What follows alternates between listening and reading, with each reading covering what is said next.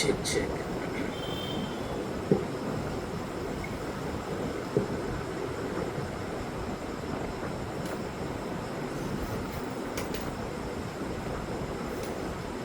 రాజులు మొదటి గ్రంథం 17వ అధ్యాయం.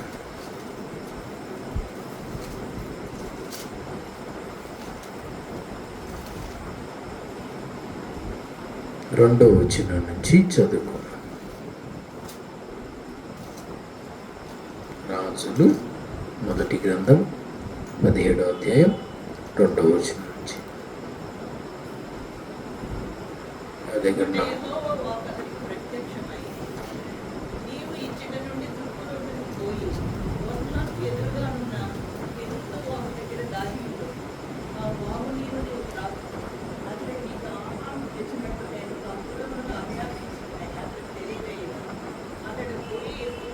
చొప్పున యోర్దానుకును ఎదురుగా నున్న కెరీతు వాగు దగ్గర నివాసము చేసెను. అక్కడ కాపోలు ఉదయమందు రొట్టెను మాంసమును అస్తమయమందు రొట్టెను మాంసమును అతని యొద్దకు తీసుకొని వచ్చుచుండెను. అతడు వాగు నీరు త్రాగుతూ వచ్చెను. కొంతకాలమైన తరువాత దేశంలో వర్షము లేక ఆ నీరు ఎండిపోయాను. చాలా థ్యాంక్ యూ. రాజులు మొదటి గ్రంథం 17వ అధ్యాయం 2 నుంచి 7 వరకు ఇప్పుడు మనం చదువుకున్నాం. మనందరికీ బాగా తెలిసినటువంటి విషయం, దేవుని వాక్కు ఏలియాకు ప్రత్యక్షమై, నీవు ఈ చెట్టు నుండి తూర్పు వైపునకు పోయి యోర్దానుకు ఎదురుగా ఉన్న కెరీతు వాగు దగ్గర దాగి ఉండమని దేవుడు చెప్పాడు. అది ఏ సందర్భం అంటే, ఆహాబు అనే రాజు దగ్గరికి వెళ్ళి ఏలియా ఏమని ప్రకటించాడు?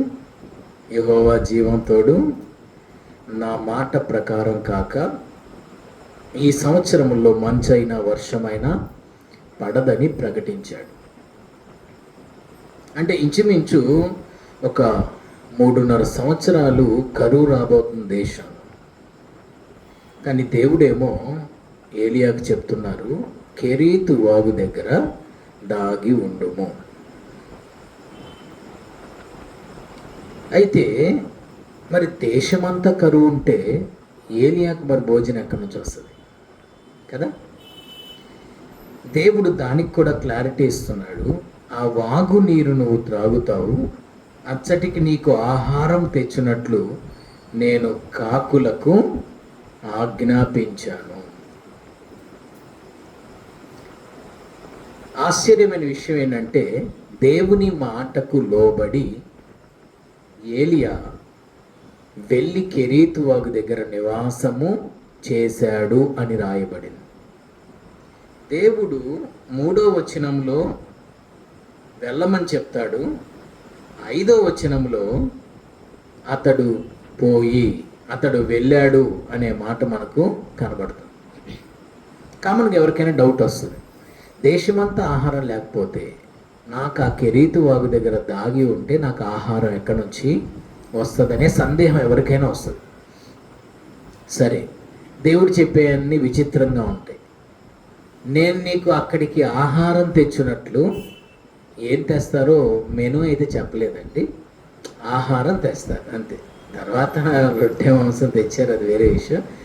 దేవుడు ఏమని చెప్పాడంటే, నీకు రొట్టె మాంసం పంపిస్తాను ముందే చెప్పలా. ఏమన్నాడు? ఆహారం తెచ్చినట్లు కాకులకు నేను ఆజ్ఞాపించాను. ఇక్కడ కొంచెం సందేహించాల్సిన విషయం. ఎందుకంటే అసలు దేశంలోనే ఆహారం లేనప్పుడు కాకులకు ఎక్కడి నుంచి వస్తుంది ఆహారం? కాకులు ఆహారం తెస్తుంది నీకు అని దేవుడే గనక చెప్తే అది నమ్మశక్యమైన విషయమేనా? కాకులకు దొరికే ఫుడ్ ఏంటండి? మనం అంట్లు తోమేటప్పుడు మెతుకులు ఉంటాయి చూసారా, అవే కదా ఎంగిలి మెతుకులు, అవే కదా వాటి ఫుడ్. అంతేగాని ఏమన్నా స్పెషల్గా ఏమన్నా లెగ్ పీసెస్ ఏమన్నా వాటికి పెడతారా? లేకపోతే మంచి ఫుడ్ తీసుకెళ్ళి పెడతారా? పెట్టరు. వాటికి దొరికేదే ఆ యొక్క ఎంగిలి మెతుకులు. మరి దేవుడేమో కాకుల ద్వారా నేను నీకు ఆహారాన్ని సిద్ధపరుస్తున్నానని చెప్పాడు. సరే, క్యాజువల్ డేస్లో అయితే నమ్మొచ్చు, అదేమో కరువు, భయంకరమైన తీవ్రమైన కరువు. ఎంత కరువు అంటే ఒక మాటలో చెప్పాలంటే ఆహాబు రాజు పశువులకు మేత కోసం రోడ్లమ్మడి తిరుగుతున్న రోజులై. రాజు సింహాసనం వదిలిపెట్టి రోడ్లమ్మటి వెతుకుతా తిరుగుతున్నాడు, ఎక్కడైనా ఆహారం, అదే పశువులకు మేత దొరికిద్దేమో అని. అక్కడ ఉన్నటువంటి ఓబద్య అండ్ ఆహాబు వీళ్ళిద్దరూ మేత కోసం దేశమంతా తిరుగుతున్నారని రాస్తుంటుంది 18th చాప్టర్. అంత కరువులో కాకుల చేత భోజనం పెడతాను అని దేవుడు చెప్పిన మాట నమ్మశక్యమైనదేనా? కాదు. కానీ ఇక్కడ మనం నేర్చుకోవాల్సిన విషయం ఏంటంటే ఏలియాకు డౌట్ రాలేదండి, కాకులతో ఎలా దేవుడు భోజనం పెడతాడు? అసలు ఇంత కరువు దినాల్లో మనుషులకి, రాజుకే ఆహారం దొరకక రాజే రోడ్ల మీద పడ్డాడు. అలాంటి పరిస్థితుల్లో కాకుల ద్వారా ఎలా ఆహారం వస్తుందనే సందేహం ఆయనకి రాలేదు. నాకు బాగా నచ్చిన విషయం 3వ వచనంలో వెళ్ళమని చెప్పాడు దేవుడు కెరీతు వాగు దగ్గరికి. 5వ వచనంలో అతడు వెళ్ళెను అని రాయబడి. అదేనండి విధేయత అంటే. ఎంత గొప్ప ఒబీడియన్స్ అంటే అక్కడ ఎలా జరిగిద్ది, ఎలా దేవుడు ఆహారం పెడతాడు, ఎలా పోషిస్తాడు అనేది అది తర్వాత మ్యాటర్. అసలు ముందు చూడండి, అసలు దేవుని మాటకు విధేయత చూపి వెళ్ళాడు, దేవుని మాటను నమ్మాడు. చూసారా? కాకుల ద్వారా నాకు భోజనం వస్తుందని నమ్మాడు. చూసారా? అది మొదటిది ఆయనలో మనం విధేయతను చూస్తాం, రెండోది విశ్వాసాన్ని చూస్తాం. కాకుల ద్వారా ఎలా వస్తుంది ఆహారం అనే సందేహం ఆయనకు రాలేదే. మనకైతే ముందే వచ్చి ఉండేది. అసలు కాకుల ద్వారా ఆహారం ఎలా వస్తుంది? అసలు ఈజ్ ఇట్ పాసిబుల్? అసలు దేవుడు చెప్పాయన్నీ ఆశ్చర్యంగా ఉంటాయి. ఎందుకంటే కాకి యొక్క స్వభావం ఎలాంటిదంటే మన దగ్గర ఉన్నదాన్ని లాక్కొని వెళ్ళిపోతుంది. అది తెచ్చి ఆహారం పెట్టడం అనేది సూపర్ న్యాచురల్, అది న్యాచురల్ కాదు కదా. సో మన దగ్గర ఉన్న ఆహారాన్ని అది ఎత్తుకొని వెళ్ళిపోతుంది. అలాంటి నేచర్ దాన్ని మనందరికి బాగా తెలుసు. కాకి తన సాక్ష్యాన్ని నోవాహు తాత టైంలో పోగొట్టుకుంది. బయటికి పాపం నమ్మకంతో పంపిస్తే ఏం చేసింది? మళ్ళీ వచ్చిందా? మళ్ళీ రాకుండా ఆ శవాల మీద పడి పీక్కొని తింటా ఉంది. అంటే కాకి యొక్క బుద్ధి ఎలాంటిదో మనందరికీ బాగా తెలుసు. కానీ దేవుడు చూడండి, అలాంటి కాకినే దేవుడు తన సేవకునికి ఆహారం పెట్టడానికి వాడుకున్నాడు. అంటే దేవుడు ఎలాంటి వారినైనా వాడుకుంటాడు అనడానికి ఇది ఒక బెస్ట్ ఎగ్జాంపుల్.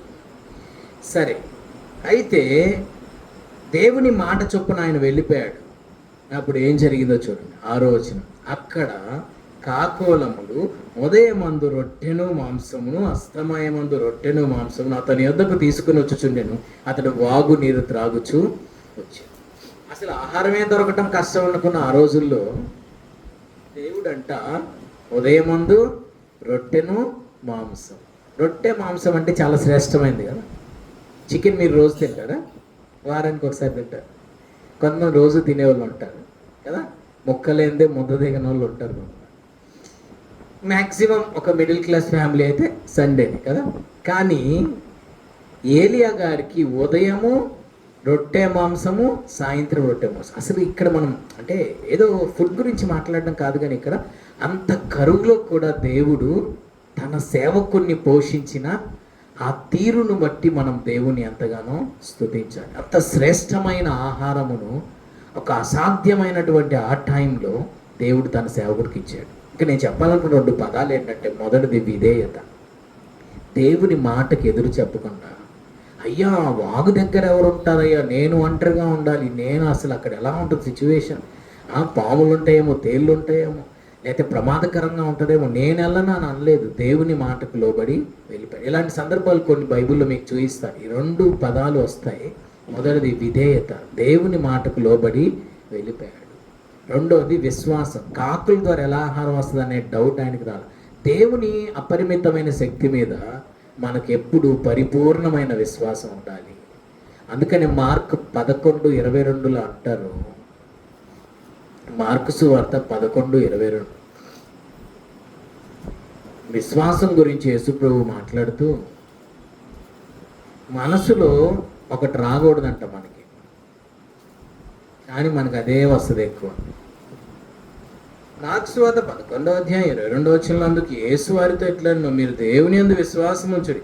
ఎవడైనా నీ కొండను చూచి నీవు ఎత్తబడి సముద్రంలో పడవేయబడమని చెప్పి తన మనసులో సందేహింపక తాను చెప్పినది జరుగునని నమ్మిన ఎట్లా వాడు చెప్పినది జరుగునని మీతో నిశ్చయముగా చెప్పుచున్నాను కదా. మనస్సులో ఏం రాకూడదు? సందేహం. కానీ మనకు వచ్చేది ఫస్ట్ అదే డౌట్. అసలు ఎలా? కాకుల ద్వారా ఎలా దేవుడు పోషిస్తాడు? అసలు కాకి బుద్ధే మన దగ్గర నుంచి లాక్కుపోయే బుద్ధి అయితే అది మనకి ఎట్లా తెచ్చి పెడతాడు? దేవుడు చెప్పేవన్నీ ఇలానే ఉంటాయి అని ఆయన అనుకోలేదండి. గుడ్డిగా నమ్మేసేయాలండి దేవుని శక్తిని గుడ్డిగా నమ్మేసేయాలి. అంతేగాని నాలెడ్జ్ వర్క్ చేయకూడదు. నాలెడ్జ్ పని చేస్తే అక్కడ విశ్వాసం పనిచేయదు. నాలెడ్జ్ జ్ఞానం పనిచేసే చోట విశ్వాసం పనిచేయదు. విశ్వాసం అంటే పూర్తిగా దేవుణ్ణి గుడ్డిగా నమ్మేసాడు. ఏలియా గుడ్డిగా నమ్మేసాడు. ఎలా జరిగిద్ది అనే సందేహం ఆయనకి లేదు. దేవుడు ఎలా అయినా చేస్తాడని విశ్వాసంతో వెళ్ళిపోయాడు. నాకు బాగా నచ్చింది ఇంకొక విషయం ఏంటంటే, ఇక్కడే 17వ అధ్యాయం 7-8 వచనాల్లో కొంతకాలమైన తర్వాత దేశంలో వర్షం లేకపోవడం వల్ల నీరు ఎండిపోయింది, వాగు నీరు ఎండిపోయింది. 8వ వచనం, అంతటా యెహోవా వాక్కు అతనికి ప్రత్యక్షమయ్యేలాగా సెలవిచ్చాను, నీవు సీదోను పట్టణ సంబంధమైన సారేపతు అనే ఊరికి పోయి అచ్చట ఉండుము, నిన్ను పోషించుటకు అచ్చట ఉన్న ఒక విధవరాలికి నేను సెలవిచ్చాను. ఇది కూడా విచిత్రమైన విషయం కదా. విధవరాలంటే భర్త లేని స్త్రీ. ఆమె పాపం కష్టపడి కుటుంబాన్ని పోషించుకుంది. దేవుడేమో నిన్ను పోషించడానికి విధవరాలకి నేను సెలవిచ్చాను. నిన్ను పోషించడానికి నేను ఆ సారేపతు ఊర్లో ఉన్న సర్పంచ్కి సెలవిచ్చానంటే ఎంత బాగుంటుంది. సారేపతు ఊర్లో ఉన్న జెడ్పీటీసీకో ఎంపీటీసీకో లేకపోతే సర్పంచ్కో లేకపోతే అందులో ఉన్న ఒక మంచి పెద్ద ధనవంతుడికి నేను సెలవిచ్చానంటే అసలు డౌట్ లేకుండా అసలు బ్యాగ్ పట్టుకొని బైబిల్ పట్టుకొని అసలు వెళ్ళిపోవడానికి. కానీ దేవుడు చెప్తున్నాడు విధవరాలకు సెలవిచ్చాను. సరే పైన కెరీత్ వాగు దగ్గర పోషించాడు కదా, ఇక్కడ కూడా పోషిస్తాడని నమ్మకంతో వెళ్ళాడు అనుకుందాం. అక్కడ వెళ్ళినాక సిచ్యువేషన్ ఎలా ఎదురైందో చూడండి. ఆమె 10వ వచనం, అందుకు అతను లేచి సారేపతులకు పోయి పట్టణపు గవిని వద్దకు రాగా ఒక విధవరాలు అచ్చట కట్టెలు ఏరుచుంటూ చూచి ఆమెను పిలిచి పాత్రతో కొంచెం నీళ్లు నాకు తీసుకురమ్మని వేడుకోండి. ఆమె తేబోతుండగా మరలా పిలిచి నాకు ఒక రొట్టె ముక్కను నీ చేతిలో తీసుకొని రమ్మని చెప్పి. అందుకు ఆమె, అయ్యా నీ దేవుడైన యెహోవా జీవంతోడు, తొట్టిలో పట్టెడు పిండి బుడ్డిలో కొంచెం నూనె నా దగ్గర ఉన్నవే గాని అప్పము ఒక్కటైనా లేదు. మేము చావక ముందు నేను ఇంటికి వెళ్ళి వాటిని నాకు నా బిడ్డకు సిద్ధం చేసుకునే వాళ్ళని కొన్ని పొల్లలు ఏరుటకే ఇక్కడికి వచ్చాను. సరే ఎట్లా కొట్లా విశ్వాసంతో వెళ్ళాడు. వెళ్తే అక్కడ నిరుత్సాహం ఎదురై ఆమె ఏం చెప్తుంది, దేవుడు కరెక్ట్గా నిన్ను నడిపించాడయ్యా, మా ఇంట్లో చాలా సమృద్ధిగా ఉంది, అస్సలు నువ్వు కూర్చొని తిన్నా 3.5 సంవత్సరాలు తరగనంత ఫుడ్ ఉంది, దేవుడికి సమస్తం తెలుసయ్యా అని అంటే సూపర్ ఉండే. ఏమేమంటుంది, అక్కడికి వచ్చిన తర్వాత ఈయనకి నిరుత్సాహం ఎదురై ఏమని చెప్తుంది, తొట్టిలో ఏంటండి, తొట్టిలో పట్టెడు పిండి బుడ్డిలో కొంచెమే నూనె నా దగ్గర ఉంది. ఇప్పుడు నేను వెళ్ళి అప్పము చేసుకొని నేను నా బిడ్డ తిని ఇంక చచ్చిపోవడమే, ఇంక తినటానికి ఇంకేమీ లేదు. ఇదే లాస్ట్ అండ్ ఫైనల్. కొంచెం ఉంది పిండి, కొంచెం ఉంది నూనె, కొంచెం ఉంది, అది తిని ఇంక చచ్చిపోవడమే, ఇక తినడానికి కూడా మా దగ్గర ఏమీ లేదు. ఇప్పుడు ఈ సిచ్యువేషన్లో సరే పరిస్థితి రాకముందు ఎవరికైనా ఉంటుంది విశ్వాసం. ఆ పరిస్థితి ఎదురైనప్పుడు ఖచ్చితంగా అవిశ్వాసం ఎవరికైనా వస్తుంది. ఏంటి దేవా, నిన్ను పోషించడానికి విధవరాలకు సెలవిచ్చానన్నావు, ఈ విధవరాల పరిస్థితే ఈ రొట్టె దీన్ని పోయేటట్టుంది, నువ్వేమో ఇక్కడికి వెళ్ళమన్నావు, ఆ ఒక్క రొట్టె తిని వాళ్ళు చచ్చిపోయే పొజిషన్లో ఉంటే ఆ ఒక్క రొట్టె నాకు పెట్టమంటే ఏమన్నా బాగుంటుంది? పాషగా నీ బుద్ధి ఉందా అసలు? బుద్ధి జ్ఞానం ఉందా నీకు? మా దగ్గర ఉందే ఒక రొట్టె అని చెప్తుంటే మళ్ళీ దాన్ని పెట్టమంటావు ఏంటయ్యా నువ్వు అని అనరా? ఖచ్చితంగా ఈ పరిస్థితులైనా ఆయనకు అవిశ్వాసం రావాలి. కానీ ఏలియా పలికిన మాట అండి మనకి ఎంత ఎంకరేజ్మెంట్ అంటే చూడండి 13వ వచనం, అప్పుడు ఏలియా ఆమెతో ఇట్లా నేను ఏది ఆమె ఆ స్టేట్మెంట్ ఇచ్చిన తర్వాత, అయ్యా కొంచెం పిండే ఉంది, కొంచెం నూనె నా దగ్గర ఉంది, ఇవి తిని చనిపోవడమే, ఇక మా దగ్గర ఏమీ లేదని ఆమె పలికిన తర్వాత అయినా ఈయనలో అవిశ్వాసం రావాలి కదా. ఈయన మాట్లాడుతున్న మాటలు చూస్తుంటే ఎంత గొప్ప కాన్ఫిడెన్స్, దేవుని మీద ఎంత విశ్వాసమో చూడండి. అప్పుడు ఏలియా ఆమెతో ఎట్లా, నన్ను భయపడవద్దు, పోయి నీవు చెప్పినట్లు చెయ్యి. ఏం ఫెయిత్ అండి అసలు. నువ్వు వెళ్ళి ముందు చెప్పింది చెయ్యి. అయితే అందులో నాకు ఒక చిన్న అప్పము మొదట చేసి నా యొద్దకు తీసుకొని రమ్ము, తర్వాత నీకును నీ బిడ్డకును అప్పములు చేసుకును. అయ్యా బాబు, ఇక్కడ పిండి కొంచెం ఉందంటే నువ్వు అప్పములు చేసుకో, రొట్టెలు చేసుకో, చపాతీలు చేసుకో అంటావు. ఇక్కడ ఉందే కొంచెం పిండి, దాంట్లో మొదట నువ్వు నాకు ఒక చిన్న అప్పము చేసి నువ్వు నాకు తీసుకురా, తర్వాత వెళ్ళి అప్పములు చేసుకును. దేవుడు ఒక మాట చెప్తున్నాడు విను, భూమి మీద యెహోవా వర్షం కురిపించే వరకు ఆ తొట్టిలో ఉన్న పిండి తక్కువ కాదట, బుడ్డిలో నూనె అయిపోదట, ఇజ్రాయేలు దేవుడైన యెహోవా సెలవిస్తున్నాడు. ఏలియా సెలవిస్తున్నాడు అని చెప్పలేదు. ఎవరు సెలవిస్తున్నాడు? ఇజ్రాయేలు దేవుడైన యెహోవా సెలవిచ్చుచున్నాడు. అదే ప్లేస్లో మనం ఉంటే ఏమంటాం తెలుసా, పాస్టర్ గారని మీరు చెప్పే మాటలన్నీ ఇట్లానే ఉంటాయి, అద్దుకు అద్భుతం జరగబోతుంది, ఆడ ఏముండదు ఆడ, అదుగు ఆశ్చర్యకరం చేయబోతున్నది. వెళ్ళి అకౌంట్లో ఒక్కసారి చెక్ చేసుకో బ్యాలెన్స్, ఏటీఎం వెళ్ళి ఒక్కసారి చెక్ చేసుకో బ్యాలెన్స్. అద్దుగో దేవుడు అద్భుతం చేయబోతున్నాడు, అద్దుగో ఆకాశం తెరవబడబోతుంది, ఆడ కిటికీలు కూడా తెరవబడు. మీరు చెప్పే ప్రసంగాలు ఇలానే ఉంటాయని అనలేదండి ఆమె కూడా ఎంత విధేయురాలో. నిజంగా రైట్ పర్సన్ దగ్గరికి గాడ్ కూడా పంపాడండి. ఆమె ఫెయిత్ చూడండి అసలు. దేవుడు చెప్తున్నాడు మళ్ళీ భూమి మీద వర్షం కురిసే వరకు పిండి అయిపోదంట, నూనె తక్కువ కాదంట, యెహోవా చెప్తున్నాడు అంటే ఆమె ఎంత గొప్ప ఫెయిత్తో చూడండి. 15th verse, అంతటా ఆమె వెళ్ళి ఏలియా చెప్పిన మాట చొప్పున చేయగా అతడును ఆమెయు ఆమె ఇంటి వారును అనేక దినములు భోజనము చేయుచు వచ్చిరి. యెహోవా ఏలియా ద్వారా సెలవిచ్చిన ప్రకారం తొట్టిలో ఉన్న పిండి తక్కువ కాలేదు, బుడ్డిలో ఉన్న నూనె అయిపోలేదు. ఎంత గొప్ప ఫెయిత్ అంటే నాకు అనిపించింది. ఇది ధ్యానం చేస్తుంటే దేవుడు ఊరకనే పంపలేదు ఆ విధవరాల దగ్గరికి. ఆమె ఒక గొప్ప విశ్వాస వీరురాలు కాబట్టి ఆమె దగ్గరికి ఆయన పంపాడు. అందుకే జీసస్ క్రైస్ట్ కూడా కొత్త నిబంధనలో మెన్షన్ చేస్తాడు ఈ సారెపతి విధవరాల గురించి. ఎప్పుడన్నా మీరు గమనించారా, నోటీస్ చేశారా? సారెపతి విధవరాల గురించి యేసు ప్రభు కూడా మెన్షన్ చేశారు. సిరియా దేశంలో చాలామంది కుష్ఠరోగులు ఉన్నారు, కానీ నయమాను మాత్రం ఎందుకు స్వస్థత పొందాడు? సారెపతిలో ఎంతోమంది విధవరాళ్ళు ఉన్నా కేవలం ఆ విధవరాల దగ్గరికి ఎందుకు ఏలియా వెళ్ళాడు అని యేసు ప్రభు పర్టికులర్గా మెన్షన్ చేసల్లా చెప్తాడు అక్కడ. సో మరి సారెపత్ అనే ఊర్లో ఆ మొక్కతేనా విధవరాలు? ఇంకెవరు లేరా? చాలామంది విధవరాళ్ళు ఉన్నారు కదా. ఆమె దగ్గరకు మాత్రమే ఏలియా ఎందుకు పంపించబడ్డాడు? ఖచ్చితంగా ఇక్కడ మనం నమ్మొచ్చు ఏంటంటే ఆ సారెపతు అనే ఆ పట్టణములో లేదా గ్రామములో ఉన్న వారందరిలో కల్లా గొప్ప విశ్వాసం కలిగిన వ్యక్తి ఇప్పుడు మనం మాట్లాడుకున్న ఈ విధవరాలు. అందుకే దేవుడు పర్టికులర్గా ఆమె దగ్గరికే ఏలియాను పంపారు. గొప్ప విధేయత కలిగిన వ్యక్తి, గొప్ప విశ్వాసం కలిగిన వ్యక్తి ఆమె. The best. ఆ ఊరు మొత్తంలో గొప్ప విశ్వాసం కలిగిన వ్యక్తి, దేవుని దృష్టిలో పడిన వ్యక్తి, దేవుని చేత ఎన్నుకొనబడిన వ్యక్తి అని నేను నమ్ముతున్నా. ఎందుకంటే ఏలియా దేవుని మాటకు ఎదురు చెప్పకుండా ఆయన సారేపతి వెళ్ళి దేవుని మాట ఏలియా విన్నాడు. ఏలియా మాట సారెపతు విధవరాలు వినింది. ఎంత గొప్ప దీవెనో తెలుసా? మరలా భూమి మీద వర్షం కురిసే వరకు తొట్టిలో ఉన్న పిండి తక్కువ కాలేదు, నూనె బుడ్డిలో ఉన్న నూనె అయిపోలేదు. అంత గొప్ప ఆశీర్వాదం ఎక్కడి నుంచి వచ్చిందంటే మెయిన్ ఒబీడియన్స్ అండి, విధేయత.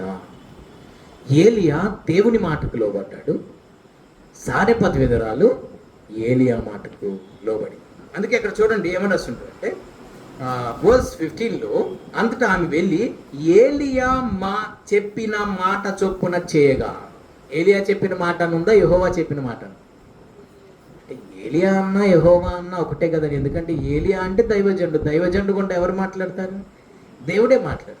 సో ఇక్కడ నేను ఎలా చెప్పాలనుకున్నా అంటే, ఏలియా దేవుని మాట విన్నాడు, విధవరాలు దైవజనుడి మాట వినింది. విధేయత కనబడుతుంది రెండు. ఈమెలో కూడా గొప్ప విశ్వాసం కనబడుతుంది. నువ్వు వెళ్ళి చెయ్యమ్మా, చెప్పింది చెయ్యి, భయపడమాక, నువ్వు ముందు చెప్పింది చేయంటే విశ్వాసంతో వెళ్ళి స్టార్ట్ చేశాను. దేవుడు గొప్ప అద్భుతాన్ని చేశాడు. ఈరోజు నేను 2 పాయింట్స్ గురించి నేను మీకు చెప్పాలని అనుకుంటున్నాను. మొదటిది విధేయత, రెండోది విశ్వాసం. మరొక సందర్భాన్ని కూడా మనం చూద్దాం. మనందరికీ బాగా తెలిసిందే, కాకపోతే ఇదే కాన్సెప్ట్ మీద వెళ్తున్నాం కాబట్టి నేను మీకు ఒకసారి జ్ఞాపకం చేస్తున్నాను. ఆదికాండం 22వ అధ్యాయం 2-3 వచనాలు ఒకసారి చదువుకుందాం. ఆదికాండం 22వ అధ్యాయం 2-3 వచనాలు.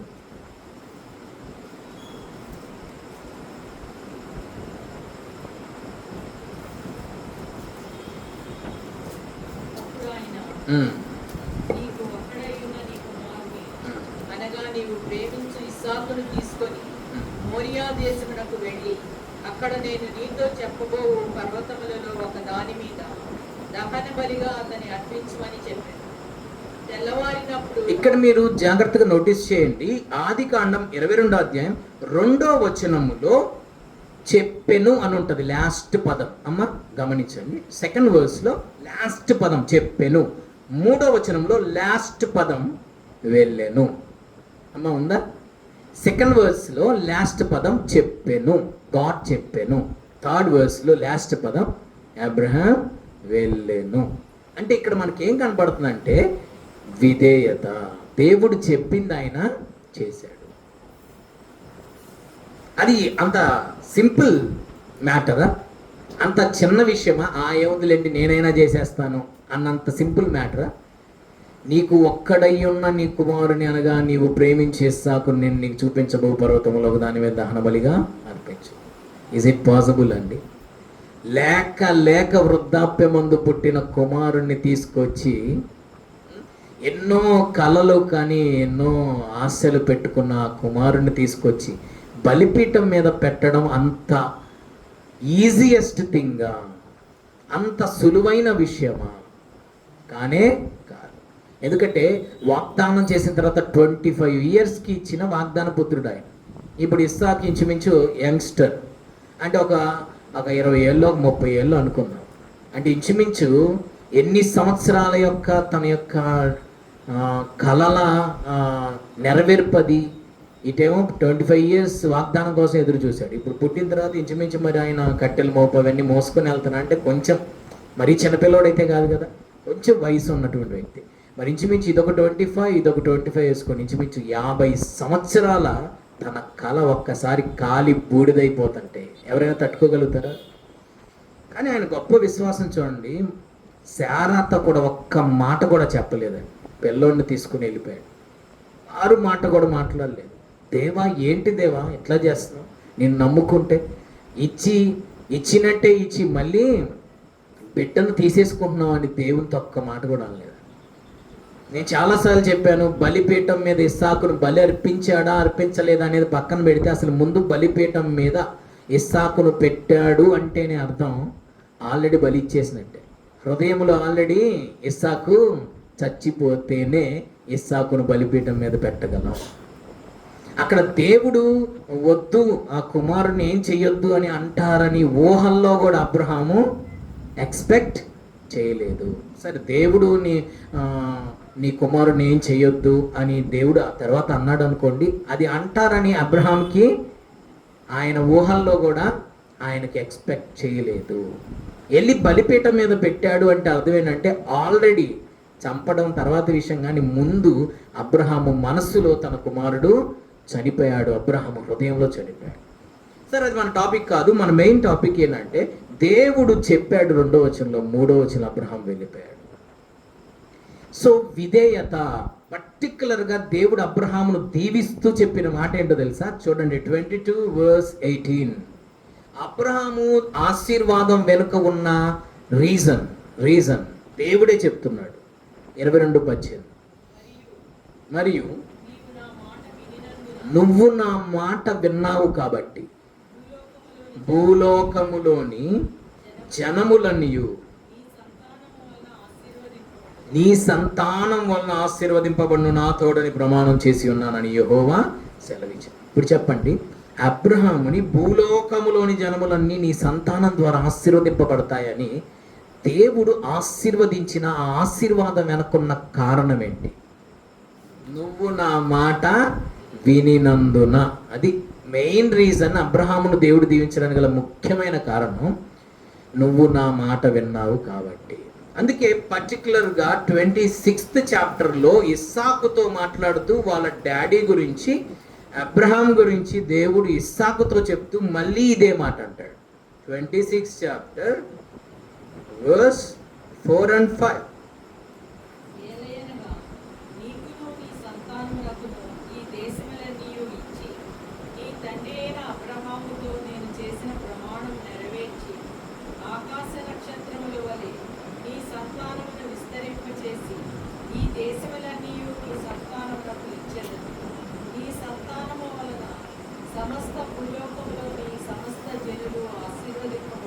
ఏలయనగా అబ్రహాము నా మాట విన్నాడు, నా కట్టడలు నా ఆజ్ఞలు గైకొన్నాడు. ఇక్కడ కూడా ఇస్సాకుతో చెప్తాడు, భూలోకంలోని వంశములన్నీ నీ ద్వారా ఆశీర్వదింపబడతాయి, ఏలయనగా నీ తండ్రి నా మాట విన్నాడు. అండ్ ఆల్సో 12th చాప్టర్లో కూడా అబ్రహాము దేవుని మాటకి ఎలా లోబడ్డాడో, విధేయత చూపాడో మనందరికీ బాగా తెలుసు. 12th చాప్టర్ ఆదికాండం 12వ అధ్యాయం 1వ వచనం మీరు చూస్తే, నేను నీకు చూపించు దేశమునకు వెళ్ళుము అని ఉంటుంది. 1వ వచనం లాస్ట్ పదం వెళ్ళుము అని దేవుడు చెప్తాడు. అదే అధ్యాయం 4వ వచనం, యెహోవా అతనితో చెప్పిన ప్రకారం అబ్రాము వెళ్ళెను. 1వ వచనం వెళ్ళుము, 4వ వచనం వెళ్ళెను. దేవుని మాట విన్నాడు, విధేయత చూపాడు. విధేయతలోనే ఉంది ఆశీర్వాదం. బ్లెస్సింగ్ అంతా ఎక్కడ ఉందంటే విధేయతలో. అందుకే జీసస్ క్రైస్ట్ అంటాడు, లూకాసు వార్త 6వ అధ్యాయం 46వ వచనంలో మనం చాలాసార్లు చదువుకున్నట్టు, కొంచెం గుర్తు చేయనా? నేను చెప్పు మాటల ప్రకారం మీరు చేయక ప్రభువా, పక్కదన్నా చెప్పండి, ఇంత చెప్పాను కదండి. నేను చెప్పు మాటల ప్రకారం మీరు చేయక ప్రభువా ప్రభువా ప్రభువా ప్రభువా అని నన్ను పిలుచుట. ఎందుకు పిలుస్తున్నారు మీరు నన్ను? దేవుడు అంటున్నారు, నన్ను ఎందుకు పిలుస్తున్నారు మీరు ప్రభువా ప్రభువా ప్రభువా ప్రభువా అని? పిలిస్తే ఏంటి ఉపయోగం? నేను చెప్పిన మాటల ప్రకారం నువ్వు జీవించకుండా, నేను చెప్పినట్లు నువ్వు చేయకుండా, నేను చెప్పిన మాటల ప్రకారం నువ్వు నడవకుండా ప్రభువా ప్రభువా ప్రభువా ప్రభువా అని నువ్వు ఎంత పెద్దగా కేకలు వేసినా ఉపయోగం లేదు. సో మొత్తం మీద బ్లెస్సింగ్ అనేది ఎక్కడ ఉందంటే విధేయతలో ఉంది. అబ్రహాములో 12th చాప్టర్లో మనం చెప్పినట్లు వెళ్ళిపోయాడు, 22nd చాప్టర్లో చెప్పినట్టు వెళ్ళిపోయాడు. నిజంగా హీబ్రూస్లో అబ్రహాం గురించి రాస్తారు చూడండి, హెబ్రీ 11వ అధ్యాయంలో చాలా బాగుంటుంది. అక్కడ పాల్ గారు ఇచ్చిన వర్ణన అబ్రహాం లైఫ్ గురించి. హెబ్రీ 11వ అధ్యాయం 8వ వచనం, అక్కడ అబ్రహాము దేవునికి లోబడ్డాడు అని రాస్తుంటారు. విధేయత అంటే లోబడ్డమే కదండి. హెబ్రీ 11:8.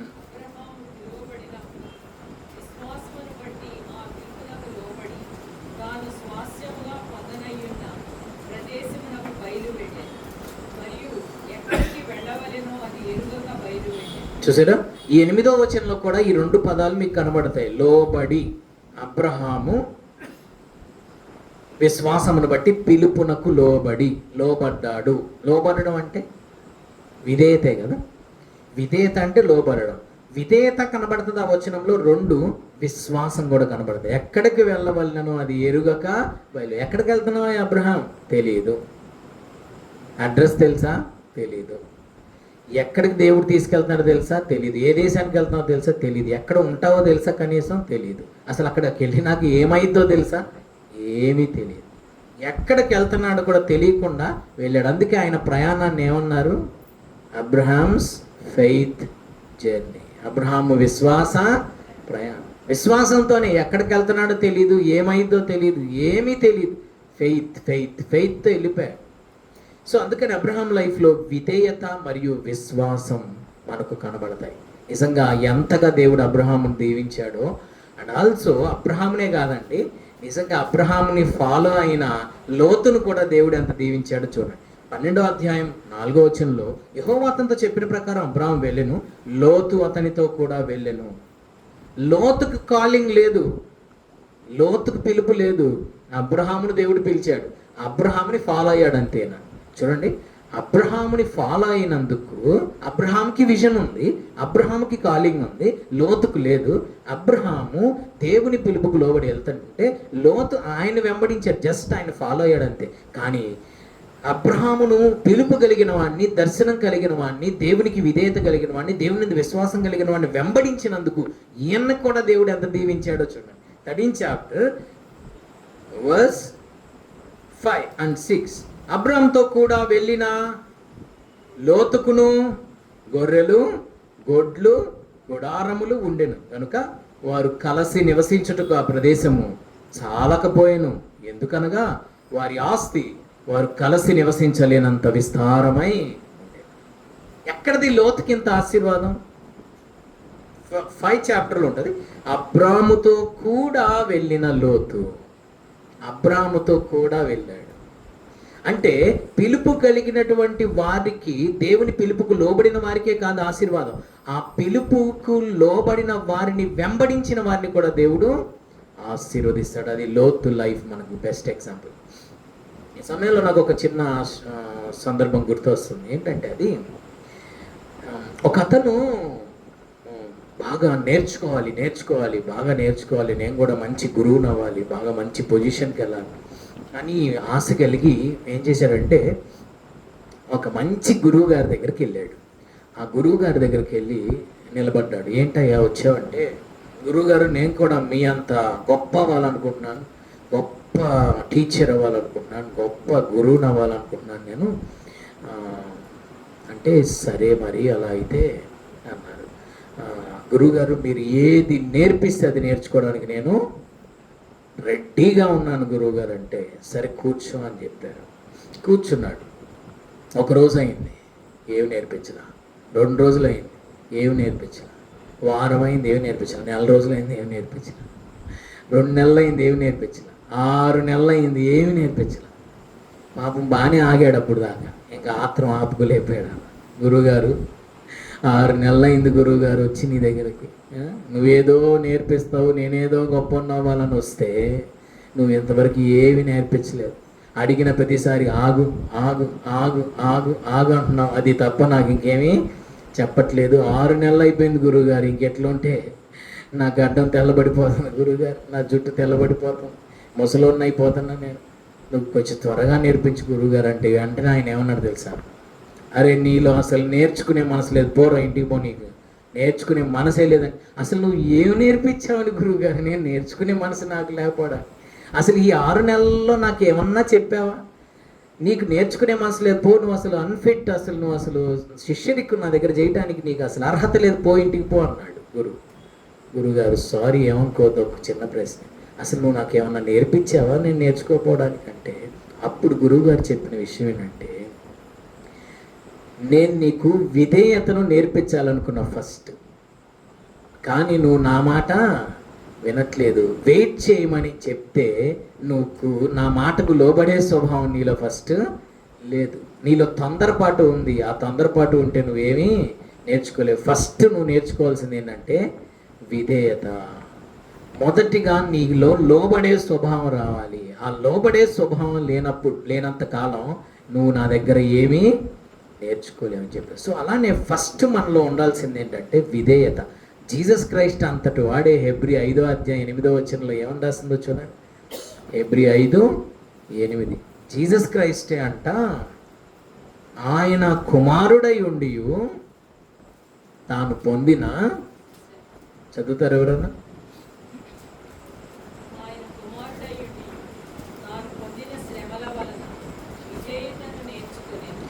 సరే, జీసస్ క్రైస్టే అంట విధేయతను నేర్చుకున్నారంట. ఆయనకే విధేయతను నేర్చుకోవాల్సినంత అవసరత ఉంటే మరి మనకు విధేయతను నేర్చుకోవాల్సిన అవసరం ఇంకెంత ఉంది? ఈ రోజున మనలో లోబడే స్వభావం ఉంటుందా అండి? ఒకసారి ఆలోచన, లోబడే స్వభావం ఉంటుందా? జీసస్ క్రైస్ట్ మదర్ ఏమని చెప్పారు? ఆయన మీతో చెప్పున్నది చేయుడి. ఏలియా సారెపతి ఎదురాలతో ఏం చెప్పాను? భయపడొద్దు, నువ్వు పోయి చెప్పింది చెయ్యి. అబ్రహాం ఏం చేశాడు? దేవుడు చెప్పింది చేశాడు. దేవుడు చెప్పింది మనం చేయాలి. మనం దీవించబడాలంటే ఆయన మాటకు, ఆయన పిలుపుకు మనం లోబడాలి. ఆయన మాటకు మనం లోబడాలి. ఆయన చెప్పిన మాటల ప్రకారం మనము జీవించినప్పుడు మనము దీవించబడతాం. యోహాను సువార్త ఒకసారి మనం జ్ఞాపకం చేసుకున్న 2వ అధ్యాయంలో జీసస్ ఏమని చెప్పాడంటే, వాళ్ళకి ద్రాక్షారసం అయిపోయిందనే ఇన్ఫర్మేషన్ జీసస్ దగ్గరకు వస్తే ఇక్కడ కూడా విధేయత, విశ్వాసం కనపడుతుందండి పిల్లల్లో.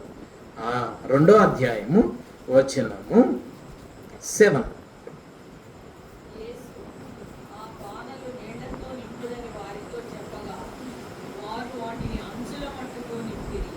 చూసారా? యేసయ్య ఆ బాణలు నీళ్లతో నింపుడని వారితో చెప్పగా వారు వాటిని అంచుల మట్టుకు నింపిరి. వాస్తవానికి ఇక్కడే మనకు డౌట్ ఒకటి వస్తుంది. అక్కడ అయిపోయింది ద్రాక్షరసం, కానీ దేవుడు దేంతో నింపమంటున్నారు? రాతి బాణలను నీళ్లతో నింపుడి. వాళ్ళు సైలెంట్కి వెళ్ళి నింపారు, కానీ అదే ప్లేస్లో మనం ఉంటే ఏమని అంటాం? యేసయ్య అయిపోయింది, నీళ్లు కాదు, ఏంటది? ద్రాక్షారసం అక్కడ అయిపోయింది, మీరేంటి నీళ్ళతో నింపమంటున్నారు అని మనం ప్రశ్నించే వాళ్ళమేమో. కానీ అక్కడ వాళ్ళు, ఆ పరిచారకుల్లో ఉన్న విధేయత చూడండి. ఆ బాణల్ని నీళ్ళతో నింపమంటే వాళ్ళు వాటిని అంచుల వరకు నింపేశారంట. సరే, నింపడం అనేది సరే మనం కూడా చేస్తాం అనుకుందాం. నింపడం అనేది ఒక ఎత్తు అయితే 8th verseలో అప్పుడు ఆయన వారితో, మీరు ఇప్పుడు ముంచి విందు ప్రధాని దగ్గరకు దాన్ని తీసుకొని పోండి అని చెప్పగా వారు తీసుకొని వెళ్ళిరి. ఇది నెక్స్ట్ లెవెల్. నింపడం అనేది సరే కొంతవరకు మనం చెయ్యొచ్చేమో, నింపడమేగా ఏముంది? ఆయన చెప్పిన చేత మనకి ఎందుకు వచ్చింది కూడా, మళ్ళీ ఏదైనా క్వశ్చన్ వేసామనుకో అనవసరం తిడతాడు, ఎందుకు తిట్టించుకోవడం, నింపుదాం, ఏం పోయేదేముంది? నింపడం అనేది ఒక ఎత్తు అయితే విందు ప్రధాని దగ్గరికి ముంచి తీసుకొని వెళ్ళమంటే తీసుకుని వెళ్ళారంటే ఇక్కడ చూడండి ఎంత గొప్ప విశ్వాసం. ముంచటం నింపడం విధేయతను సూచిస్తే, ముంచి తీసుకొని వెళ్ళడం దేన్ని సూచిస్తుంది? విశ్వాసాన్ని సూచిస్తుంది. నింపడం అంచుల వరకు విధేయత, చెప్పింది చేశారు, కానీ ముంచి తీసుకెళ్ళడమే ఇక్కడ గ్రేట్ ఫెయిత్ ఉండాలి. ఎందుకంటే ముంచి తీసుకుని వెళ్తాం బాగానే ఉంది, ఆ నీరు ద్రాక్షారసంగా మారలేదనుకో ఏమైంది చెప్పండి? పొరపాటుని తెలియదు ఏముందండి, ఇంకా భోజనాల్లోనే కదండి అందరూ బుద్ధి బయటపడేది కదండి, అందరి బుద్ధి భోజనాల్లోనే కదండి బయటపడేది. తెలంగాణలో మొక్క తక్కువ పడిందని చైర్లు తీసుకుని కొట్టుకున్నారండి మొన్న, మామూలుగా కాదనమాట. చైర్లు, కుర్చీలు తీసుకొని కొట్టుకున్నారు, మొక్కలు పడలేదంట సరిగ్గా. సో కొన్నిసార్లు క్రిస్టియన్స్ కూడా కొన్నిసార్లు భోజన కార్యక్రమం దగ్గర కొంచెం క్రమాన్ని తప్పుతూ ఉంటారు. సో ఇప్పుడు ఈ నీళ్లు ముంచి తీసుకొని వెళ్ళినప్పుడు ద్రాక్షారసం అవ్వకపోతే పరిస్థితి ఏంటి? ఆ చెంబు తీసుకొని విందు ప్రధాని వేసి మోకాన్ని కొడతాడు కదండి, ఆ నీరు ద్రాక్షారసం అవ్వదు.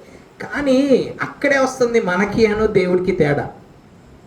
నీళ్లు ద్రాక్షారసం అవ్వకపోతే పరిస్థితి అనే డౌట్ వీళ్ళకి రాలేదు. అది ఆ దేవుని అద్భుతం జరగాలి అంటే మన జీవితంలో, ఇందాక చెప్పాను కదా మార్కు 11:23లో, మనస్సులో సందేహించక తను చెప్పినది జరుగునని నమ్మిన ఎడల అది జరుగునని మీతో నిశ్చయంగా చెప్తున్నాను. మనస్సులో సందేహం రాలా. ముంచి తీసుకెళ్తున్నాం విందు ప్రధాని దగ్గరికి, ఇవి ఒకవేళ మారకపోతే, నీళ్లు ద్రాక్షరసంగా మారకపోతే పరిస్థితి ఏంటి? విందు ప్రధాని మనకి చివాట్లు పెడతాడు, విందు ప్రధాని ఆ చెంబు తీసుకుని మన మొఖాన్ని కొడతాడు, విందు ప్రధాని మనల్ని తిడతాడు అనే సందేహం వీళ్ళకి రాలేదు. చూడండి, చాలా నాకు బాగా నచ్చే విషయం ఏంటంటే 8వ వచనం, తీసుకొని పొండని చెప్పగా వారు తీసుకొని పోయేది. అదేనండి ఫెయిత్, తీసుకొని వెళ్ళాలి. మనమైతే ఏం చేస్తామంటే ముంచుతామా, ముంచి ఏ నుంచి ఆడదాకా వెళ్ళే లోపు తేపకోసారి పైన ప్లేట్ తీసి మారిందా లేదా అని చెక్ చేస్తామేమో. వీళ్ళు చెక్ చేయలేదండి, తీసుకొని వెళ్ళిపోయారు. మరి ఎప్పుడు మారిందో తెలియదు కానీ మరి వాళ్ళు ముంచినప్పుడే మారిందో, అందవేలో మారిందో, అక్కడికి వెళ్ళాక మారిందో, మొత్తం మీద అది ద్రాక్షారసముగా కన్వర్ట్ అయిపోయింది. విందు ప్రధాని నుంచి ఒక గొప్ప సాక్ష్యం వస్తుంది. మీరేంటి మంచి ద్రాక్షారసాన్ని దాచిపెట్టేశారు. ఎవరైనా ఫస్ట్ మంచిది పోసి తర్వాత చెడ్డది పోస్తారు కదా, మీరు మంచి ద్రాక్షారసాన్ని ఎందుకు ముందు దాచిపెట్టుకొని, ముందు జబ్బు రసం పోసి తర్వాత ఎంత ప్యూర్, అంత క్వాలిటీ కలిగినటువంటి ద్రాక్షారసం మీరు ఇప్పుడు ఎందుకు తీసుకొచ్చారు అంటే, అక్కడ వచ్చిన సాక్ష్యం ఏంటంటే, అప్పటి వరకు వారు పోసిన ద్రాక్షారసం కన్నా యేసయ్య నీటిని ద్రాక్షారసం మార్చిన ద్రాక్షారసం ఎంతో టేస్ట్గాను ఎంతో క్వాలిటీగాను ఉంది. చాలా చోట్ల మనం మ్యారేజెస్లో ఈ యొక్క ప్రసంగం వింటూ ఉంటాం. యేసు ప్రభు ఆ యొక్క వివాహంలో యేసు ప్రభు ఆ యొక్క ప్రజెన్స్ ఉండడం ద్వారా అక్కడ దుఃఖము సంతోషముగా మారింది, అక్కడ అవమానము ఘనతగా మారింది, నీరు ద్రాక్షరసంగా మారింది. నీరు ద్రాక్షరసంగా మారింది అంటే అక్కడ 3 ట్రాన్స్ఫర్మేషన్స్ జరిగి ఉంటాయి. మొదటిది, నీరుకున్న కలర్ వేరు, ద్రాక్షరసంకున్న కలర్ వేరు. అండ్ నీటికున్న కాన్సన్ట్రేషన్ వేరు, ద్రాక్షరసంకున్న కాన్సన్ట్రేషన్ వేరు. నీటికున్న టేస్ట్ వేరు, ద్రాక్షరసంకున్న టేస్ట్ వేరు. మీకు ఇంకా బాగా గుర్తుండేది చెప్పాలంటే 3 రోజెస్ తెలుసా మీకు? తెలుసులేండి కదా. 3 రోజెస్ ఏంటి? టీ పొడా, రంగు, రుచి, చిక్కదనం. ఏమేం మారిపోయినాయి ఇక్కడ? రంగు మారిపోయింది, రుచి మారిపోయింది, చిక్కదనం మారిపోయింది. దీన్ని స్పిరిచువల్గా మనం డిఫైన్ చేయొచ్చు. సో మన స్వభావములో మార్పు, మన ప్రవర్తనలో మార్పు, మన జీవితంలో మార్పు, మన క్రియల్లో మార్పు, మన మాటల్లో మార్పు, ఎంటైర్ మన లైఫ్లోనే మార్పును యేసు ప్రభు తీసుకురాగల శక్తి మాత్రం. ఎప్పుడంటే ఆయన మాటకు మనము విధేయత చూపాలి. ఆయన యందు ఆయన అపరిమితమైన శక్తి మీద పరిపూర్ణమైన విశ్వాసాన్ని మనం ఉంచినప్పుడు టోటల్ మన సిచ్యువేషన్స్ని ఆయన చేంజ్ చేయగలడు. టోటల్ మన లైఫ్ని ఆయన చేంజ్ చేయగలడు.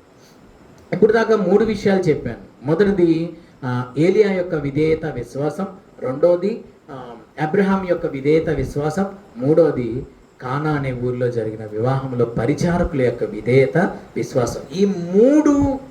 ఈ ముగ్గురు సందర్భాల్లో వారు చూపిన విధేయత వలన, విశ్వాసం వలన గొప్ప ఆశీర్వాదాన్ని వాళ్ళు పొందారు కదా.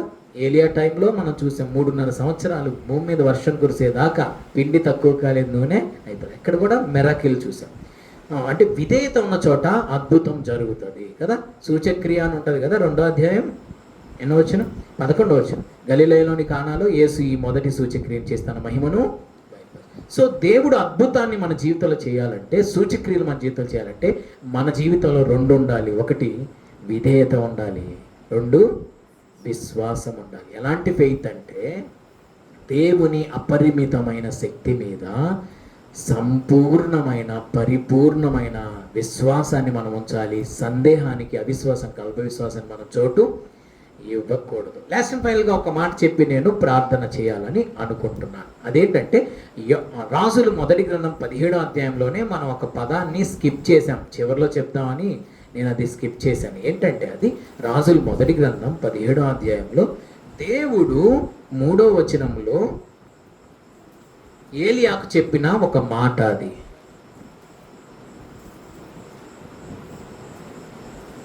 రాజులు మొదటి గ్రంథం 17వ అధ్యాయం 3వ వచనం. నీవు ఇచ్చటి నుండి తూర్పు వైపునకు పోయి యోర్దానుకు ఎదురుగా ఉన్న కెరీతు వాగు దగ్గర దాగి ఉండుము. ఈ చిన్న పదం గురించి నేను ఫ్యూ మినిట్స్ చెప్పి నేను ప్రార్థన చేయాలనుకుంటున్నాను. దేవుడు చెప్పాడు ఏలియాతో, కెరీతు వాగు దగ్గర దాగి ఉండుము. దాగి ఉండుము అంటే చూడండి, ఆ కెరీతు వాగు దగ్గర ఇంకెవరైనా ఉన్నారా ఏలియాకు తోడు? ఒంటరి జీవితం. ఎవ్వరు కనీసం తోడు కూడా ఆయనకి లేరు. ప్రేమించేవారు లేరు, పలకరించేవాళ్ళు లేరు, ఆదరించేవాళ్ళు లేరు, ఎవ్వరు లేరు. ఒంటరిగా ఆయన అక్కడ దేవునితో సహవాసం చేశాడు. సో దేవునితో ఒంటరిగా ఆ కెరీతు వాగు దగ్గర దాగి ఉన్నాడు. దాగి ఉండడం అంటే దేనికి సాదృశ్యం అంటే, జీసస్ క్రైస్ట్ చెప్పారు కదా మత్తయి సువార్త 6వ అధ్యాయంలో, నీవు ప్రార్థన చేయనప్పుడు నీ గదిలోనికి వెళ్ళి తలుపు వేసి రహస్యమందున నీ తండ్రికి ప్రార్థన చేయుము, రహస్యమందు చూచుచున్న నీ తండ్రి నీకు ప్రతిఫలం ఇచ్చును. సో ఈ దాగి ఉండే అనుభవం దేన్ని సూచిస్తుందంటే రహస్యంగా దేవునితో మనము గడిపే ప్రార్థన జీవితాన్ని ఈ దాగి ఉండే అనుభవం సూచిస్తుంది. జీసస్ క్రైస్ట్ కూడా దాగి ఉన్నాడని, దావీదు కూడా దాగి ఉన్నాడని కొన్ని వచనాలని చదువుకుందాం. సో దావీదు అంటాడు కీర్తనల్లో 32:7 ఏమంటాడు చూడండి. 32వ కీర్తన 7వ వచనంలో దావీదు అంటున్నాడు, దావీదు గారి జీవితంలో కూడా ఈ దాగి ఉండే అనుభవం మనకు కనబడుతుంది. మన లైఫ్లో కూడా ఈ దాగి ఉండే అనుభవం ఉండాలి. దాగి ఉండే అనుభవాన్ని మనం ఎక్కువ లైక్ చేయాలి, ఇష్టపడాలి. దాగి ఉండమంటే ఎక్కడికన్నా వెళ్ళి ఎవరికి కనబడకుండా దాక్కోమని కాదు. దాగి ఉండుట అంటే దేవునితో ఒంటరి సహవాసం మనం కలిగి ఉండాలి. 32వ కీర్తన 7వ వచనంలో దావీదు అన్నాడు, నా దాగు చోటు నీవే యేసయ్యా, శ్రమలో నుండి నీవు నన్ను రక్షించెదవు, విమోచన గానములతో నీవు నన్ను ఆవరించెదవు. ఈ రోజున నిజంగా దాగి ఉండే అనుభవాన్ని ప్రేమించే వాళ్ళు చాలా తక్కువ మంది. అందరూ బయటికి ఎక్స్పోజ్ అవ్వాలని కోరుకుంటున్న సమాజంలో మనం ఉన్నాం కదా. ఎన్నో ప్రయత్నాలు చేస్తున్నారండి. సరే, ఎవరి గురించి, ఎందుకు సేవకుల గురించి చెప్తాం మాట్లాడుకుందాం.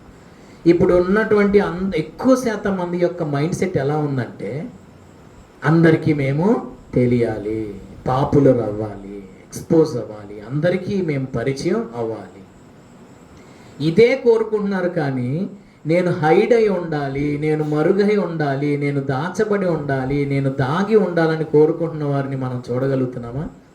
లేదు.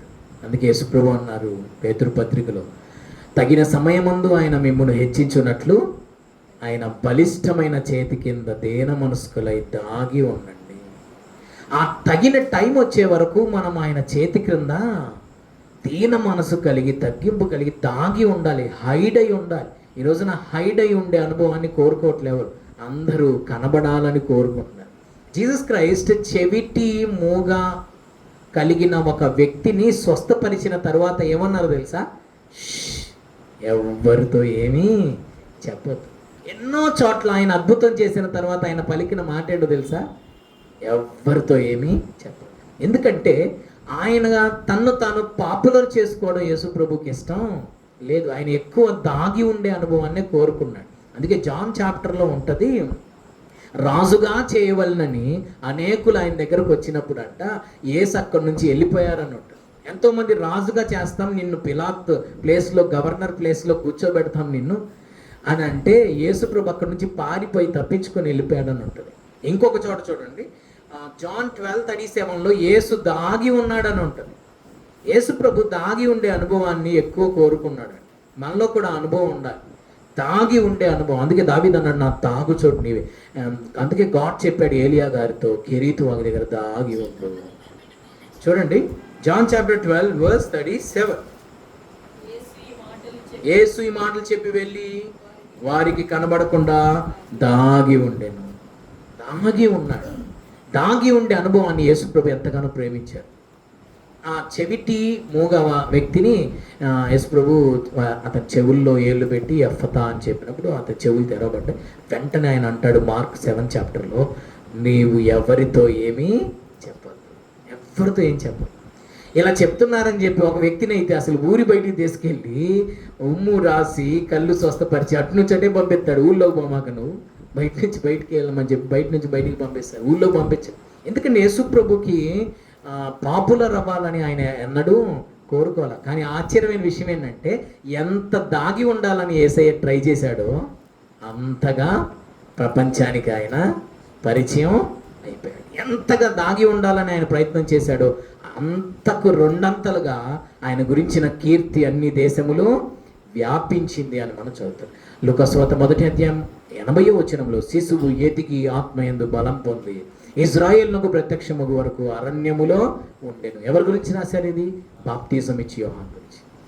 ఇజ్రాయేలీలకు ప్రత్యక్షపరిచాడంట దేవుడే బాప్తిజం ఇచ్చి యోహాన్ని ఇజ్రాయేలీలందరికీ చూపించాడంట, ప్రత్యక్షపరిచాడంట. అప్పటిదాకా ఆయన ఎక్కడున్నాడు తెలుసా?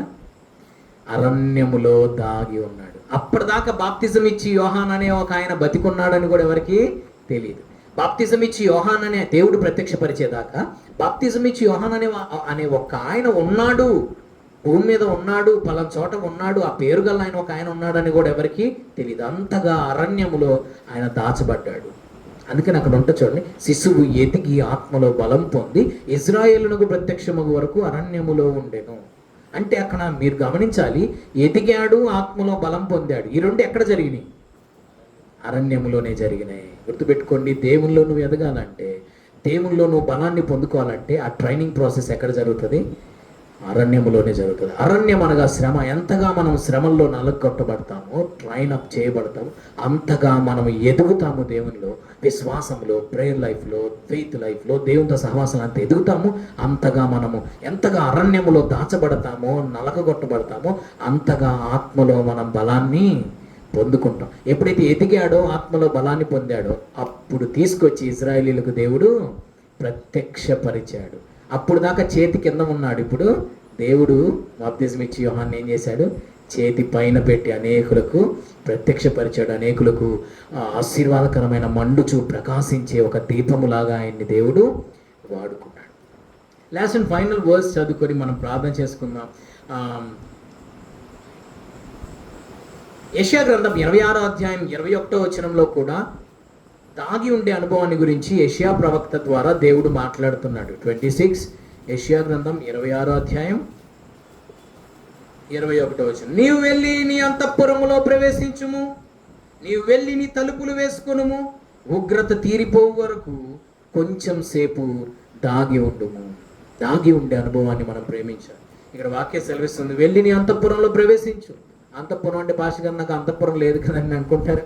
అంతఃపురం అంటే నీ ప్రార్థనా గది, నీ ప్రేయర్ రూమ్. నీవు నీ అంతఃపురంలో ప్రవేశించు, నీవు వెళ్ళి నీ తలుపులు వేసుకొను. జీసస్ క్రైస్ట్ కూడా చెప్పింది అది కదండి. మీరు మీ గదిలోనికి వెళ్ళండి. నెంబర్ 1. నెంబర్ 2, మీ తలుపులు వేయాలి. నెంబర్ 3, రహస్యమందున నీ తండ్రికి ప్రార్థన చేయాలి. దాగి ఉండడం అనగా ఒంటరి ప్రార్థన సహవాసం. ఎంతగా మనం ఈ రోజుల్లో ఇప్పుడు ఎంతగా దేవునితో గడుపుతామో, దేవునితో సహవాసం చేస్తామో, ఎంతగా దాగి ఉండే అనుభవాన్ని ప్రేమిస్తామో, రానున్న రోజుల్లో అంతగా దేవుడు మనల్ని అనేకులకు ఆశీర్వాదకరంగా వాడుకోబోతున్నాడు. తొందరపడొద్దు. ఇజ్రాయేలుకు నన్ను ప్రత్యక్షపరచని తొందరపడొద్దు. తగిన సమయమందు తప్పకుండా మనల్ని హెచ్చించే దేవుడు ఆయన. అప్పటి వరకు మనం చేయాల్సిన పని ఏంటి? అంతఃపురంలో దాగి ఉండాలి. అందుకని యెషయా గ్రంథంలో ఒక మాట ఉంటుంది, మెరుగు పెట్టి నన్ను దాచావు అంబుల పొదిలా. అంట దేవుడు ఆ బాణాన్ని ఏం చేశాడు? మెరుగు పెట్టి బాగా షార్ప్ చేసి పదును పెట్టి, ఆ అంబుల పొది అంటారు కదా, బాణాలు పెట్టుకునేది ఉంటుంది కదా బ్యాక్, అంబుల పొదిలో నన్ను దాచిపెట్టి ఉంచావు. ఎందుకంటే తగిన సమయం అందు ఒక ఘనమైన విజయాన్ని ఇవ్వడం కోసం. ఒక రోజు ఖచ్చితంగా నీకు ఘనమైన విజయాన్ని ఇస్తాడు. అయితే నీవు అంబుల పొదిలో మెరుగు పెట్టబడి సిద్ధంగా ఉండాలి యుద్ధానికి. సో ఆ విజయాన్ని దేవుడు ఇచ్చే వరకు, ఆ దేవుడు నిన్ను అనేకులకు ఆశీర్వాదకరంగా నిన్ను నిలబెట్టే వరకు, వాడుకునే వరకు, హెచ్చించే వరకు నీవు దాగి ఉండాలి, దాచబడి ఉండాలి ఆయన సన్నిధిలో. ఎంతగా నువ్వు దాగి ఉంటావు నేడు, భవిష్యత్తులో దేవుడు నిన్నంతగా అనేకులు దీవెనకరంగా వాడుకుంటాడు. అలాంటి కృపా దేవుడు మనకు దయచేయను. ప్రార్థన చేద్దాం. దేవా, ఈరోజు చెప్పబడిన ఈ 3 సందర్భాల నుంచి మేము నేర్చుకున్న 2 అనుభవాలు, అబ్రహాంలో ఉన్న విధేయత, విశ్వాసం. దేవా, పరిచారకుల్లో ఉన్న విధేయత, విశ్వాసం. దేవా, ఏలియాలో ఉన్న విధేయత, విశ్వాసం మీరు మాకు దయచేయండి. నిజమే దేవా, విధేయత మాలో కరువైపోతుంది. లోబడే స్వభావం లేదు. పెద్దలకు లోబడలేకపోతున్నాం, తల్లిదండ్రులకు లోబడలేకపోతున్నాం, సేవకులకు లోబడలేకపోతున్నాం, దేవునికి లోబడలేకపోతున్నాం, యజమానులకు లోబడలేకపోతున్నాం, మా పైన ఉన్న నాయకులకు లోబడలేకపోతున్నాం. లోబడే మనస్సు ఈ రోజున క్రైస్తవ సమాజంలో కరువైపోతుంది. అనేకులలో ఎదిరించే స్వభావం, తిరుగుబాటు స్వభావం పనిచేస్తుంది. దేవా, లోబడే స్వభావం లేని చోట దీవెన, ఆశీర్వాదం ఉండదని నీ వాక్యం ద్వారా మేము నేర్చుకున్నాం. అబ్రహాము పిలుపుకు లోబడ్డాడు, దీవించబడ్డాడు. ఏలియా లోబడ్డారు, ఆశీర్వదింపబడ్డారు. పరిచారకులు లోబడ్డారు, సూచక్రియను చూశారు. దేవా, లోబడే స్వభావాన్ని మాకు దయచేయండి, విధేయతను మాకు నేర్పించండి. దేవా, ఎదిరించే స్వభావం, తిరుగుబాటు స్వభావం, హృదయం కఠినపరచబడిన స్థితి మా నుండి దూరపరచమని ప్రార్థిస్తున్నాం. లోబడే స్వభావం మాకు దయచేయండి, విధేయత మాకు నేర్పించండి. విధేయులుగా, విధేయురాళ్ళుగా ఇక్కడున్న ప్రతి ఒక్కరిని మీరు ఆశీర్వదించారు దేవా. మీ పిలుపుకు లోబడ్డారు అబ్రహాం. దేవా, మీ మాటకు మేము లోబడాలి, మీ చిత్తానికి మేము లోబడాలి, మీ వాక్యానికి మేము లోబడాలి తండ్రి. పాలన్నారు, నేను ఆకాశం నుండి నాకు కలిగిన దర్శనానికి అవిధేయుడను కాలేదన్నాడు. దేవా, మీ దర్శనానికి మేము లోబడాలి, మీ పిలుపుకు లోబడాలి, మీ మాటకు లోబడాలి, మీ వాక్యానికి లోబడాలి, మీ సేవకులకు మేము లోబడాలి. అటువంటి లోబడే మనసును మాకు దయచి, ఎదిరించే స్వభావం మాలో తొలగించాలి, మూర్ఖత్వం మాలో తొలగించాలి, మొండితనమును మాలో తొలగించాలి, తిరుగుబాటు స్వభావాన్ని మాలో తొలగించాలి, కఠినపరచబడిన హృదయాన్ని మా నుండి తొలగించాలి, రాతి గుండె తీసివేసి మాంసం హృదయం దాయిచి దేవా, అంచుల మట్టుకు నింపమంటే అంచుల మట్టుకు నింపేశారు. విధేయత చూపించారు పరిచారకులు. అటువంటి విధేయత మాకు దయచేయండి. అక్కడ నీళ్లు కాదు అయిపోయింది, ద్రాక్షరసం అని మారు మాట మాట్లాడలేదు, ఎదురు ప్రశ్న వేయలేదు, ఎదిరించే స్వభావం మాలో తొలగించు. ఆయన మీతో చెప్పున్నది చేయుడి అని మరియమ్మ తల్లి చెప్పారు. దేవా, మీరు మాతో చెప్పింది మేము చేయాలి. నింపడమే కాదు, ముంచి ప్రధాని దగ్గర తీసుకెళ్ళమంటే వారు తీసుకుని వెళ్ళి అద్భుతాన్ని చూశారు. దేవా, విశ్వాసంతో ముంచి తీసుకుని వెళ్ళిపోయారు. మారిద్దో మారదో అనే సందేహం వాళ్ళకి రాలేదు. దేవా, మాలో వస్తున్న అవిశ్వాసం, అల్ప విశ్వాస సందేహాన్ని తొలగించండి తండ్రి. నీ అపరిమితమైన శక్తి మీద పరిపూర్ణమైన విశ్వాసం ఉంచుటకు మాకు శక్తినివ్వండి. మా మనసులో కలుగుతున్న సందేహాలను తొలగించండి. ముంచి తీసుకొని వెళ్ళమంటే విశ్వాసంతో ముంచి తీసుకెళ్ళిపోయారే. అది మారతదో మారదో అనే సందేహం వాళ్ళకి రాలేదే. సందేహం రాలేదు కాబట్టి అద్భుతాన్ని వాళ్ళు చూశారు. దేవా, మాలో కలుగుతున్న అపనమ్మకము, సందేహము, అల్ప విశ్వాసాన్ని తొలగించండి తండ్రి. ముంచి తీసుకొని వెళ్ళిపోయిన పరిచారకులకున్న ఆ గొప్ప విశ్వాసం మాకు కూడా దయచేయండి. కాకులతో ఎలా భోజనం సిద్ధపరుస్తారని సందేహం రాలేదే. విధవరాల దగ్గర నేను ఎలా పోషించబడతానన్న డౌట్ రాలేదే. విధవరాలు తన స్థితిని చెప్పినా ఏలియాలో అవిశ్వాసం రాలా. భయపడొద్దు, నువ్వు వెళ్ళి చెప్పింది చెయ్యి, దేవుడు ఇలా చేయబోతున్నాడు. ఎంత గొప్ప ఫెయిత్ అయ్యా. పరిస్థితుల వల్ల విశ్వాసాన్ని ఇన్ఫ్లుయెన్స్ చేయలేకపోయాయి దేవా. పరిస్థితులు వారి యొక్క విశ్వాసాన్ని పోయాయి దేవా. అటువంటి బలమైన విశ్వాసం మాకు దయచేయి, అటువంటి దృఢమైన విశ్వాసం మాకు దయచేయి. అటువంటి గొప్ప విధేయతతో, విశ్వాసంతో, ఆ గొప్ప దాగి ఉండే ఎక్కువ సమయం మీ సన్నిధి వాగు దగ్గర ఎలా దాగి ఉన్నారో, కొన్ని మాసాలు ఎలా దాగి ఉన్నారు నీ సన్నిధిలో, మేము కూడా ఎక్కువ సమయం అంతఃపురంలోనికి వెళ్ళి తలుపులు వేసుకొని ఉగ్రత తీరిపో వరకు కొంచెం కాలం దాగి ఉండమని శబ్దంలో చెప్పిన రీతిగా దేవా, మీ సన్నిధిలో ఎక్కువ సమయం దాగి ఉండడానికి మేము ప్రయత్నం చేయడానికి మాకు సహాయం చేయ. దాగి ఉండే అనుభవాన్ని, మీతో సహవాసం చేసే అనుభవాన్ని, మీతో ఒంటరిగా సమయాన్ని గడిపే అనుభవాన్ని ప్రేమించేవారిగా మమ్మల్ని మార్చమని వేడుకొంచు. ఎంతగా మేము దాచబడి ఉంటాము అంతగా దీవెనకరంగా రానున్న రోజులు మీరు మమ్మల్ని మారుస్తారని నమ్ముతూ యేసునామములో అడుగుచున్నాం తండ్రి. ఆమేన్, ఆమేన్, ఆమేన్.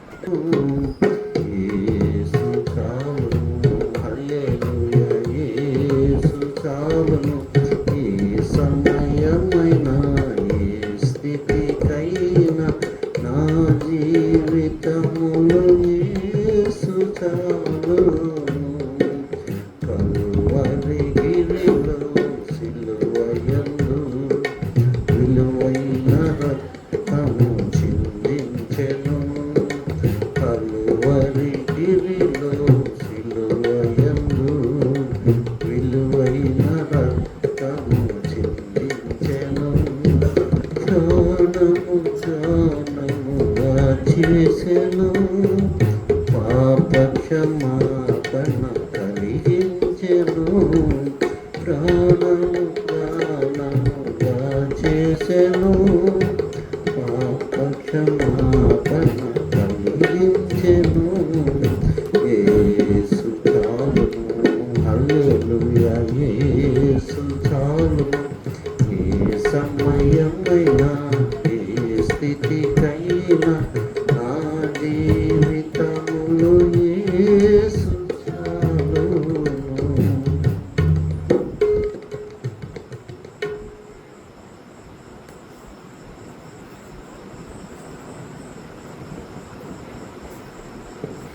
మహాపరిశుద్ధుడు తండ్రి, ఈ పునరుద్ధాన దినాన రాత్రికాల ఆరాధనలో పాలు పొందడానికి మీరు మాకు ఇచ్చిన ఈ సమయాన్ని బట్టి స్తోత్రం.